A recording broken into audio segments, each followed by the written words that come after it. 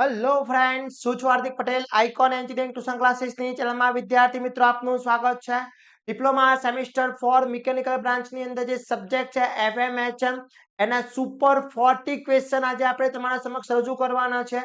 આ super 40 question તમે perfectly કરી લો છો તો જીટીયુમાં ઈઝી પાસ થઈ જવાના છો.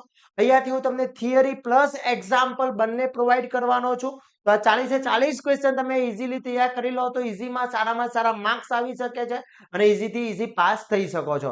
ચેનલ ઉપર નવા હોય તો ચેનલને સબસ્ક્રાઇબ કરી દેશો, બેલ આઇકોન ઓન કરી દો જેથી નવા વિડીયો આવે તરત જ નોટિફિકેશન આવી જશે.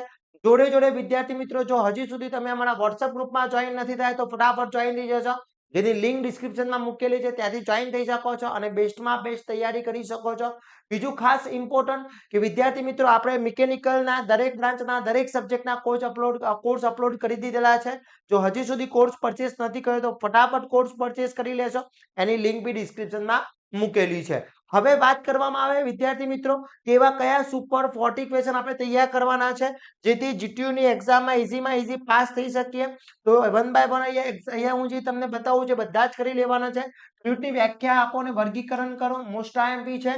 આ જેટલી બી વ્યાખ્યાઓ અહીંયા બતાવેલી છે બધી વ્યાખ્યાઓ ખાસ કરી લેવાની છે. સ્નિગ્ધતા, પુષ્ટતાન, વિશિષ્ટ વજન, સ્વ આકર્ષણ, સ્પર્શ આકર્ષણ, કેપિલરીબિટી, બાષ્પ દબાણ, બેલિયર સ્નિગ્ધતા, વેગીય સ્નિગ્ધતા, આ ડેફિનેશનો ખાસ કરી લેવાની છે. ઓકે, એના પછી પાસ્કલનો નિયમ આકૃતિ દોરી સમજાવવાનો પૂછાઈ શકે છે. મોસ્ટ આઈએમપી છે.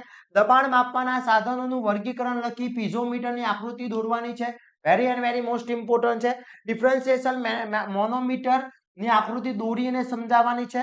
પછી કન્ટિન્યુટી સમીકરણ આકૃતિ દોરીને સમજાવવાની છે. Very and very most important છે.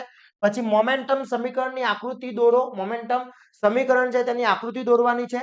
પછી સ્ટેટ પ્રવાહી, યુનિફોર્મ પ્રવાહી, stress flow, one dimensional flow, compressive flow, streamline, path લાઇનની વ્યાખ્યાઓ મોસ્ટ આઈએમપી છે. આ બધી જ ડેફિનેશનો ખાસ કરી લેજો વિદ્યાર્થી મિત્રો. એના પછી એરિફિસ મીટરનું વર્ગીકરણ very and very most important છે.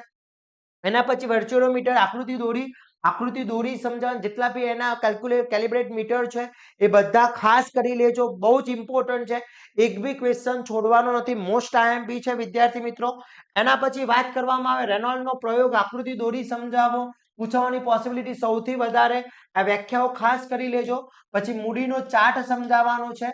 જળ આઘાત એટલે શું, તે ઉત્પન્ન થવાના કારણો, તેને અટકાવવાના પ્રયત્નો તેમજ તેની ઇફેક્ટ અસરો બી સમજાવવાની છે.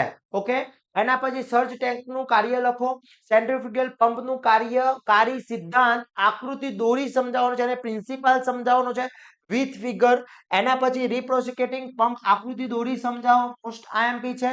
સિંગલ એક્ટિંગ રિપ્રોસિકેટિંગ પંપમાં એવોરેશનનું કાર્ય શું હોય છે એ સમજાવવાનું છે.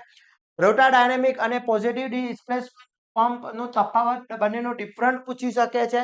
પછી પ્લેન્ટ વ્હીલની રચના આકૃતિ દોરી સમજાવવાની છે, મોસ્ટ આઈએમપી છે, ખાસ કરી લેજો વિદ્યાર્થી મિત્રો. ઓકે, એના પછી વાત કરવામાં આવે નેક્સ્ટ ફર્નેસ ટર્બાઇનની કાર્ય પદ્ધતિ સમજાવવાની છે, આકૃતિ દોરી. કાલ્પ ટર્બાઇન આકૃતિ દોરી સમજાવવાની પૂછી શકે છે, very and very most important છે. ઇમ્પલ્સ ટર્બાઇન અને રિએક્ટન્ટ ટર્બાઇનના તફાવતો very and very most important છે. ફર્નેસ અને કાલ્પ ટર્બાઇનનો તફાવત શું છે, બંનેનો ડિફરન્ટ શું છે એ સમજાવવાનું તમને પૂછી શકે છે. Very and very most important question છે, ખાસ કરી લેવાના છે.